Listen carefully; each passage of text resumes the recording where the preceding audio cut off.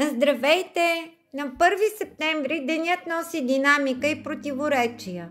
Луната в Стрелец в хармония с Меркурий в Лъв засилва стремежа към изразяване и търсене на истина, но квадратът между Меркурий и Уран в Близнаци носи внезапни мисловни обрати и напрежение в комуникацията.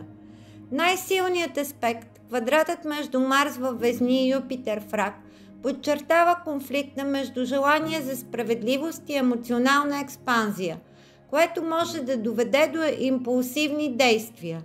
Венера в Лъв и Слънцето в Дева остават в страни, което прави личните желания и рационалността по-слабо изразени. Овни. Възможни са конфликти при опит за защита на лични позиции. Телци. Неочаквани идеи могат да разклатят стабилността ви. Близнаци. Мисловна буря ви тласка към нови перспективи. Раци. Емоциите са силни, но действията могат да бъдат прибързани. Обуздайте ги. Лъвове, изразявайте се ярко, но рискувате да бъдете неразбрани. Деви, рационалността ви остава на заден план, наблюдавайте. Везни, стремежът към баланс се сблъсква с вътрешно напрежение.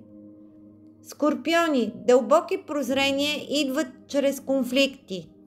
Стрелци, денят носи вдъхновение, но и нужда от премереност. Козирози, външни събития ви предизвикват да реагирате, но вие изчакайте.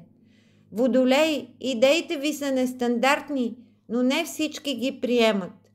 Риби, възможни са конфликти с близки поради различия в ценностите. Отстъпете!